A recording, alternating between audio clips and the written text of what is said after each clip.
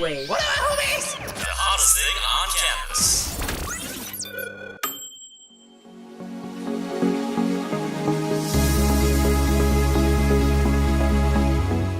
So I think my next move is to travel a bit. I mean, not in a touring sense, not in a work sense, but do some of my own traveling by myself and get some stuff, inspiration together for the next record. Favorite song, probably Anything Can Happen, because for some reason it makes everyone really happy. Like I look around and there's not one person who looks bored or annoyed or any, like literally every single person has a smile on their face, and it kind of brings everyone together. Thank you. I think it's just got something about it. It makes everyone feel really positive, and I like that.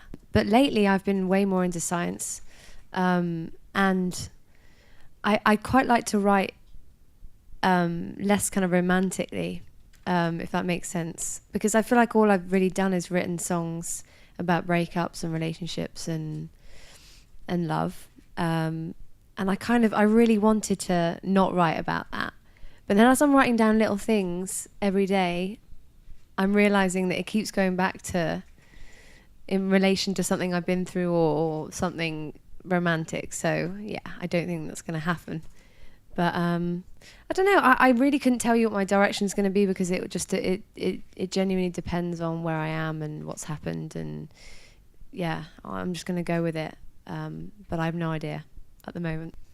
If we're talking in days, or like what's made me sad recently, there's I mean, I've worked with Free the Children for a few years. I've been to Kenya, and I think what they do is absolutely remarkable, and I think I'm going to go back. I'm going to go somewhere this year. I'm not really sure where yet. Possibly India, but I couldn't tell you that for sure. But I think there's a homeless problem in London at the moment. I live in London. I live right in the middle of London, so I see it for myself every day. And I can't walk past a homeless person without genuinely getting a lump in my throat and wanting to cry. And then there's this thing that's been happening where people have been putting spikes on the floor to stop homeless people from sleeping in sheltered places wherever they can find. So any of those places that seem like they could be shelter for the night, there have been these spikes appearing everywhere, which I think is just horrendous. And I will go back to London and pull them up myself if I have to, because it's just the worst thing I've heard. So I think that's something that's kind of bothering me at the moment. Myself and my friend Hannah, who's in here somewhere, we volunteered on Christmas Eve, and then I volunteered in LA a few Christmas Eves ago, and I think I'd like to do more in London for the homeless. I think that's going to be something I'm going to try and figure out when I get back. I don't think I'll ever necessarily get over it. I think it's the way that I dealt with it probably changed a bit more, because I was in the beginning, I would not have been able to walk into this room this time 3 years ago. In fact, the only press conference I ever did, I crawled underneath the table and left instantly, because I was scared. I didn't, it was all really new to me, and it was daunting.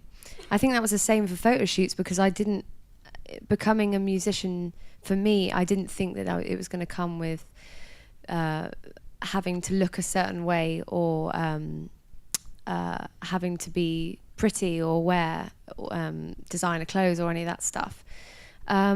I think that maybe it's my energy, because I got to a point where I stopped really caring, and I stopped putting my face in certain ways or trying to hide my face, or like, I think one of the reasons I loved having long hair is because it covered my face, and I found it easier to do photo shoots and stuff. And I've cut it off, so it's a sign. No,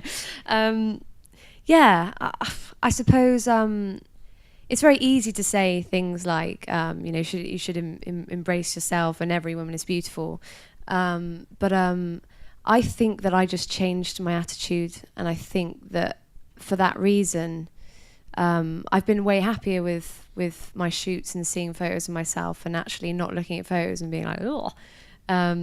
So I don't know. I think it really I think people take for granted what attitude you have towards it, and just genuinely not caring about what people think. Musical experimentation. Well, I suppose it's key to everything, or it's key to what I do. I wouldn't be here without experimenting like crazy. I like so many different types of music, and I hope that I could get away with including all of those different influences on my first record, and I think I got away with it, and maybe on my second as well. But I mean, like, I would say that I'm a pop artist. I make pop music, but it's not without a lot of experimentation, and also, you know, risking doing, you know, writing something that maybe isn't very good or is silly. You know, my voice is my instrument, so sometimes I sing things that just sound crazy, but then, like, one take out of 20 will be really, really cool, and then I keep that one, and then that's that. So yeah, experimentation is everything for me as a musician. Yeah. All right, well, we're excited to hear the experimentation in the future. For right now, big thank you weird. Big thank you to Ellie Goulding.